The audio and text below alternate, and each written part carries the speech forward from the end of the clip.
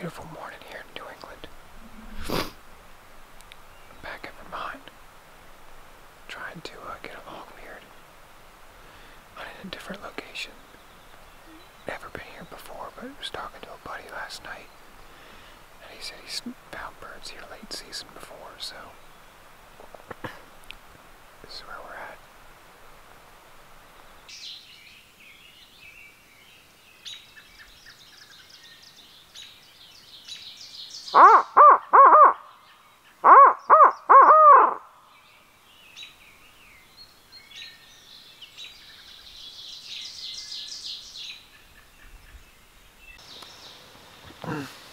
Well, because of the fog, I did a little blind calling, and been sitting here for about half an hour.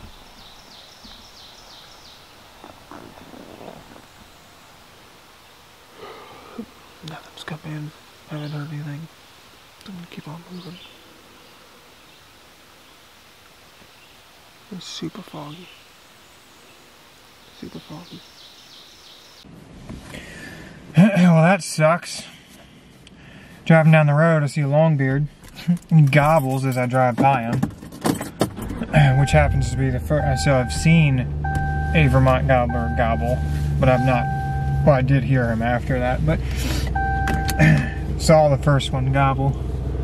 Longbeard, anyway. And so park, get out, go to cross this creek to get up to where he's at, and in the process of crossing the creek, I slip on a rock, go for a swim.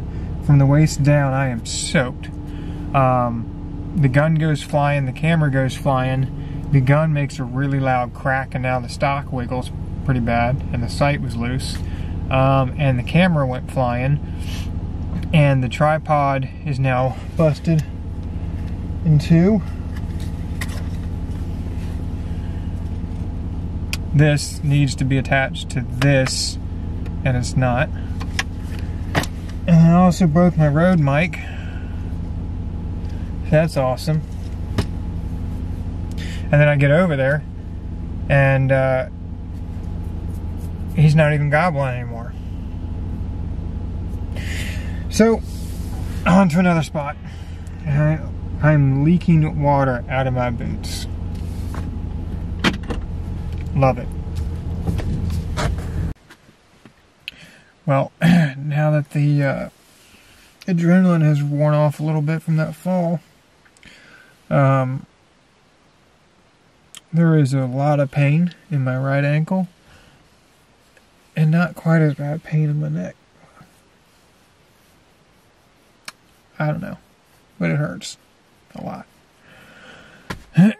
So, I'm gonna take some Advil and go walk it off. So I've said it before, I'm gonna say it again. Go hard or go home.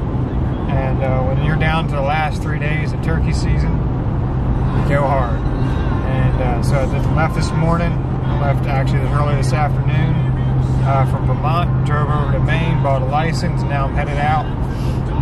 And yeah, man, that's just got to do it.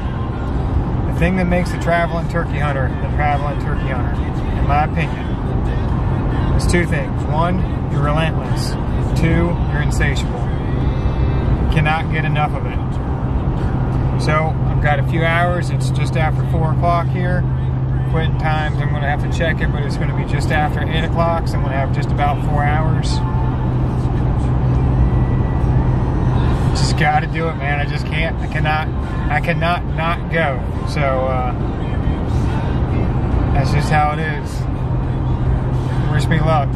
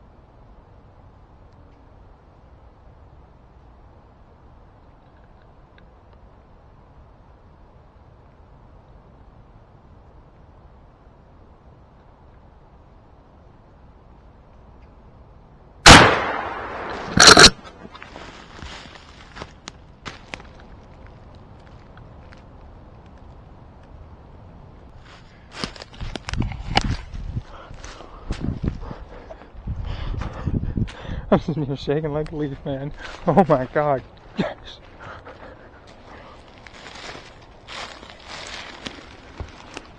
Look at those hooks.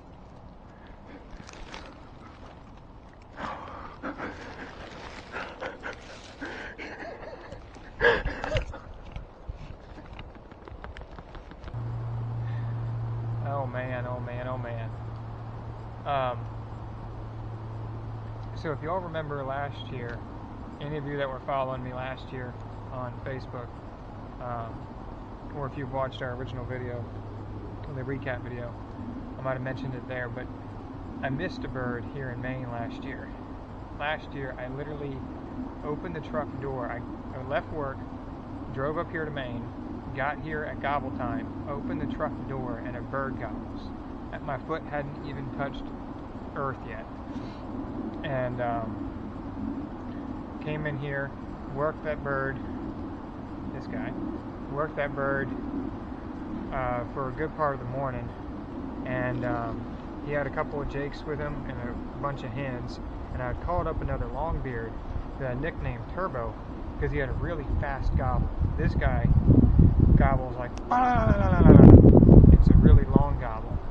The other one that I had shot last year had a really short gobble, but it was a really fast gobble. It was like brrr, brrr.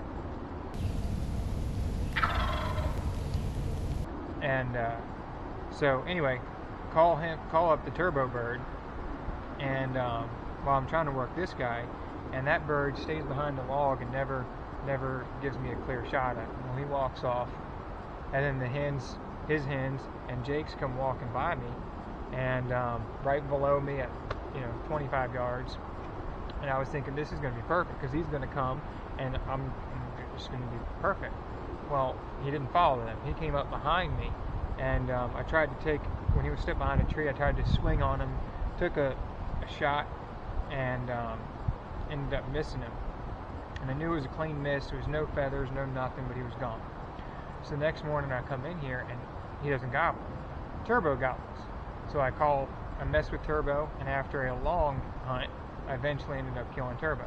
When I killed that bird and was leaving the property, I ended up seeing this bird. There's a field here, and small little field. They like to be in that field. And I saw this bird. And I knew it was the same bird that I had missed because of this beard. I don't know if you guys can see it, but it's kind of split in two. It's still one beard though, but it's kind of separated.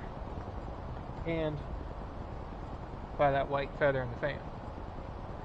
So I saw this bird last year, and I knew he was still alive. So I wanted to come in here this year and try and get some redemption. So fast forward to this year. So I just left Vermont this morning, not hearing a bird. Actually, that's not true. I did hear a bird. I heard a bird, made a loop around, parked the truck, was coming in on him, crossed a creek, and when I was crossing the creek, I slipped and fell into the creek, and it was a big rocky creek.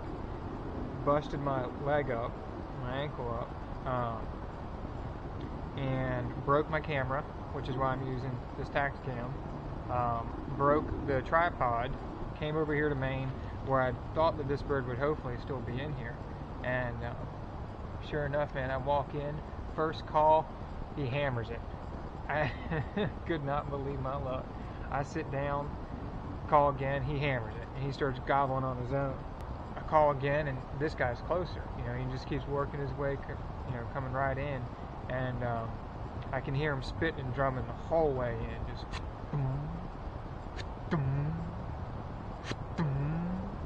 The Jake comes in first, and then he's standing behind a little bush and walks out behind the bush, and that was all she wrote.